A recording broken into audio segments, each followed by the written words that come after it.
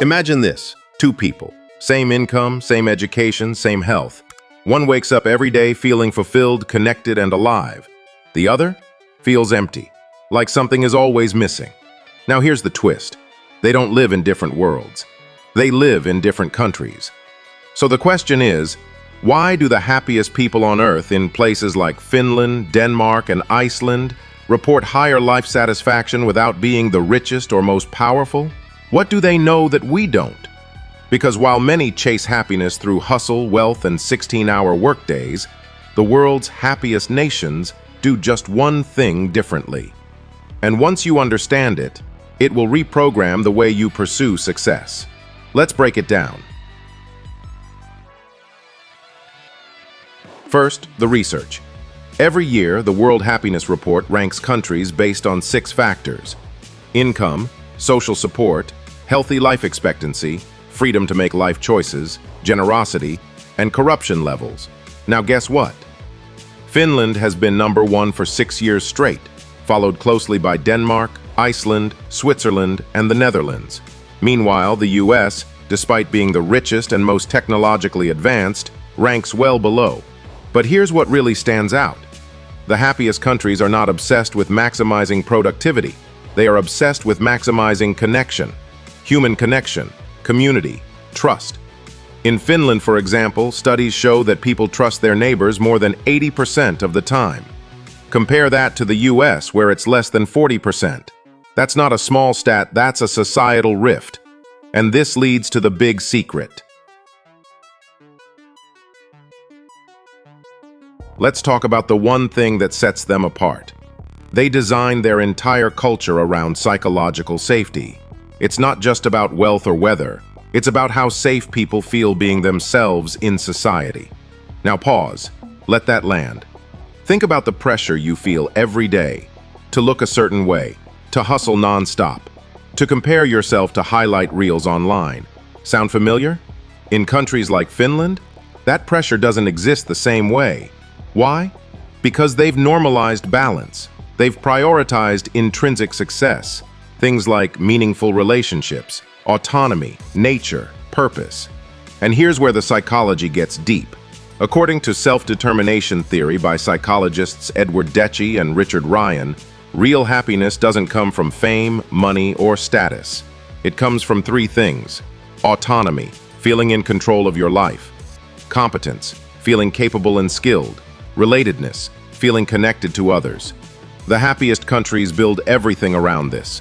Now let's make this personal. Let me guess. You might be thinking, sure, that's easy for a Scandinavian country with free healthcare and clean air. What does this have to do with me? Fair question. But here's the plot twist. There are people in the US, maybe even in your city, who feel the exact same level of life satisfaction as someone in Helsinki. And it has nothing to do with their money or job title. It has everything to do with how they build their environment. Because even if your country doesn't prioritize psychological safety, you can. And here's how you do it.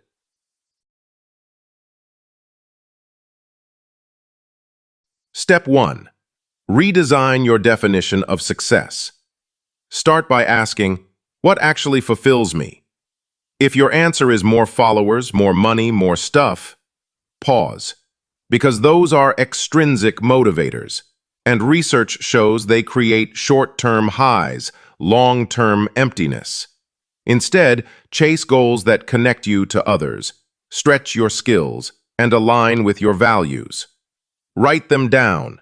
Design your days around them. Step 2. Practice intentional social connection. You don't need 1,000 followers. You need 3 people you can be fully real with. Studies from Harvard's 80-year happiness study show that deep relationships are the #1 predictor of long-term life satisfaction. Not fame, not fortune, not six-pack abs. Real, human connection. So call a friend, join a local group, host a game night, ask deeper questions. Because a strong community isn't found, it's built. Step 3. Embrace lagom, the Swedish principle of balance. Lagom means not too much, not too little. It's the art of moderation. In other words, don't burn out chasing happiness. Don't numb out escaping pain. Live in rhythm. Rest matters. Walks matter. Slowness matters. It's not lazy, it's wise. Step 4. Get back into nature. In Finland, it's normal to spend 2 hours a day in nature. They call it forest bathing. Why? Because nature calms the nervous system. Studies show just 20 minutes in greenery can reduce cortisol, stress hormone, lower anxiety, increase creativity. You don't need a forest, a park, a plant, a walk. Start there. Step 5. Give without expecting anything. Here's a surprising one. The happiest people give more. But not just money. Time, energy, praise. Research shows generosity lights up the brain like a reward system. So, compliment someone today. Help someone without posting about it. Make giving normal. Now listen closely, because all of this leads to something bigger. We're living in a time where people are chasing success harder than ever, but feeling emptier than ever. Why? Because we've tolerated systems, mindsets, and habits that disconnect us from joy. And if you don't actively redesign the way you live, you will default to a life of quiet unhappiness. Which brings us to the next video you need to see. Watch the video. You become what you tolerate. Change it now. Because the biggest threat to your joy isn't failure.